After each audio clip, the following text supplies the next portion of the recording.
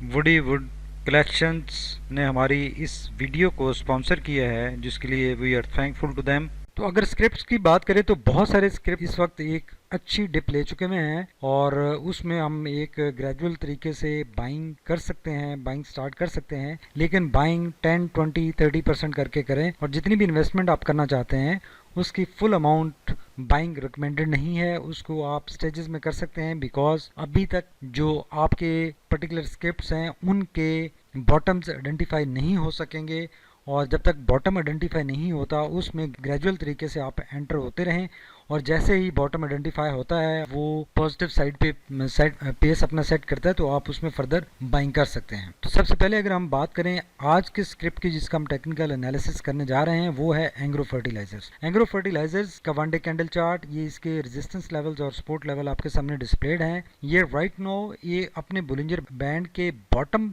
को हिट करने के बाद वहां पर ये एक्यूमुलेशन इसमें स्टार्ट हुई है। अब इस लेवल पे जब ये यहाँ से ड्रॉप हो रहा था तो ये सारा टोटल इसमें सेलिंग प्रेशर था, प्रॉफिट बुकिंग हो रही थी, और उसके बाद यहाँ पर इसमें अब एक्यूमुलेशन स्टार्ट हुई है, लोगों ने इसमें बाइंग स्टार्ट की है। तो अब जब इसमें बाइंग स्टार्ट की हुई है तो चंद सेशन यहाँ पे ये बाइंग के बाद ये अपसाइड पर अपनी मूवमेंट बना सकता है और ये दोबारा 20 डीएमए लाइन की तरफ अप्रोच कर सकता है। तो इस एक्यूमुलेशन फेज में मैक्सिमम आपको अपॉर्चुनिटी मिल सकती है कि यहाँ पे आप एक्यूमुलेशन स्टार्ट कर दें, आप यहाँ पर स्टेजेस में बाय करना स्टार्ट कर दें, और जैसे ही ये अपसाइड मूवमेंट बनाता है तो देखें इसका जो फर्स्ट टारगेट होगा वो इसका जो ऑलरेडी इसने टॉप जहां से ये ड्रॉप हुआ है वो टॉप होगा। तो ये स्ट्रेट वे आपको एक अच्छी अपॉर्चुनिटी मिल जाएगी कि आप इस लेवल से, जो कि राइट नाउ अगर बात करें तो ये 62 के लेवल पे है, तो 62 से लेकर 69 या 70 का लेवल तो ये आसानी से अचीव कर लेगा। और जब ये अप स्विंग में अपने आएगा, बिकॉज ये राइट नाउ डाउन स्विंग में है या लो ट्रेंड में एंटर हो चुका हुआ है,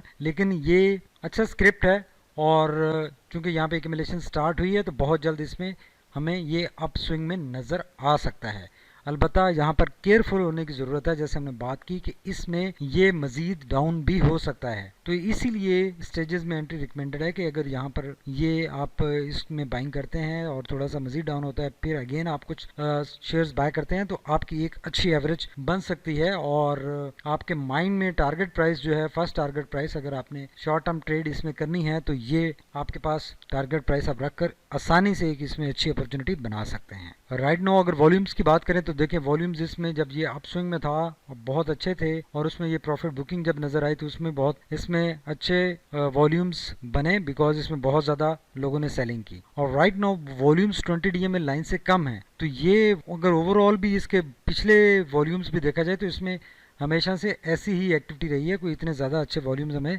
इसमें नज़र नहीं आते। अगर आरएसए की बात करें तो आरएसए देखें यहाँ पे इसने ओवरबॉट एरिया में ऑपरेट किया और उसके बाद ये टोटल बड़े तेज़ी से नीचे आया और 30 के मार्जिन से पहले ही इसने टर्न बैक किया और दोबारा करेक्शन दिखाई। तो अब ये चंद सेशन इस अपने 30 वाले मार्जिन के आसपास ऑपरेट कर सकता है, अगेन दोबारा ये नीचे जा सकता है और यहाँ से रिकवरी यकीनन इसमें बनेगी। तो ये एक अच्छी स्टेट हो सकती है, उस तरह से प्रोफेशनल ट्रेडर्स के लिए नहीं है, जो बिगनर्स हैं उनके लिए एक अच्छी जो लेमैन लैंग्वेज में इसमें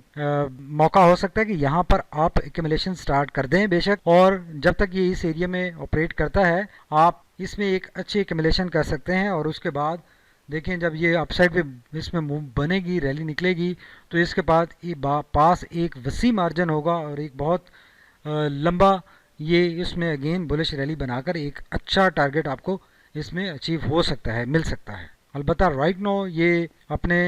39 के मार्जिन के ऊपर है, 40 के ऊपर, और 30 वाला जो रीजन है उसके जो ओवरसोल्ड रीजन है उसके करीब है। तो ये एक अच्छी इंडिकेशन होती है कि जब ये अपने ओवरसोल्ड रीजन में पहुंच जाता है तो वहाँ से यकीनन चंद सेशंस स्टे करने के बाद या बगैर चंद सेशंस लगाए वहाँ से रिकवरी होनी होती है और इसने अपसाइड पर आना ही आता है। तो जब हम यहाँ पर बाइंग करते हैं इस लेवल में, जब आरएसआई इंडिकेट हो रहा था तो वहाँ पे मार्जिन वोलेटिलिटी बहुत ज़्यादा होती है और बहुत ज़्यादा चांसेस होते हैं कि ये किसी वक्त भी करेक्शन में एंटर हो सकता है। लेकिन यहाँ पर जैसे हम बाइंग करते हैं अगर 30 के मार्जिन के करीब, तो इसी तरह इसमें अब स्ट्रॉन्ग उतने ही चांसेस होते हैं कि ये किसी वक्त भी अपसाइड पर इसमें मूव बन सकती है और रैली नज़र आ सकती है। अगर मैगडी की बात करें तो मैगडी देखें ब्लू लाइन रेड लाइन से डिस्टेंस गेन कर रही है, नेगेटिव साइड पर है, हिस्टोग्राम बहुत बड़े हो चुके हैं और ये क्लियरली एक इसके डाउन ट्रेंड की इंडिकेशन है, जो कि बता रही है कि ये अब अपने एक डाउन ट्रेंड में एंटर हो चुका हुआ है और चंद सेशंस इसमें मजीद रह सकता है।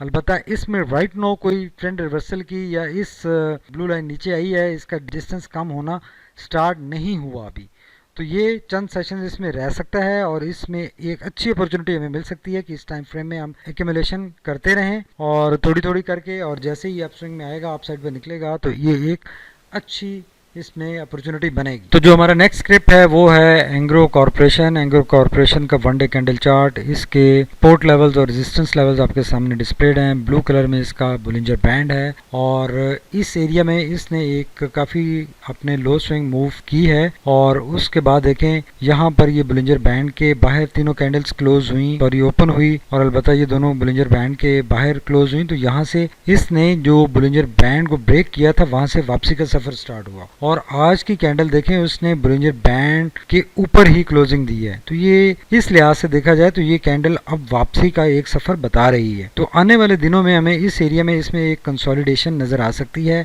और एक्यूमुलेशन नजर आ सकती है। वैसे इसमें जो बाइंग का सिग्नल जनरेट होगा वो तो इस 20 DMA लाइन को जब कैंडल क्रॉस करेगी तो वहां पर जनरेट होगा, लेकिन जो रिस्क लवर्स हैं जो कि ज्यादा अपने मार्जिन को ऑप्टिमाइज करते हैं वो इस लेवल पे भी इसमें एक्यूमुलेशन स्टार्ट कर देते हैं, बिकॉज ये वो लेवल है कि जब बोलिंजर बैंड के आसपास एक्यूमुलेशन हो रही है और वहां से इसके ऊपर क्लोजिंग आना शुरू हुई है तो इसमें चांसेस बन सकते हैं कि ये यहाँ से किसी वक्त भी अपसाइड पर इसमें मूवमेंट बन सकती है। तो अगर आप ये मजीद गिरता रहता है तो आप मजीद अगर ग्रेजुअल अगर स्टेप्स में इसमें बाइंग करते हैं तो आप एवरेज आउट इसको कर सकते हैं, बिकॉज ये ऑलरेडी एक अच्छा प्राइस डिस्काउंट हुआ है इसमें। तो जब ये अपसाइड पर निकलेगा तो इसका भी पहला टारगेट जो टारगेट प्राइस होगी वो ये वाला लेवल बनेगा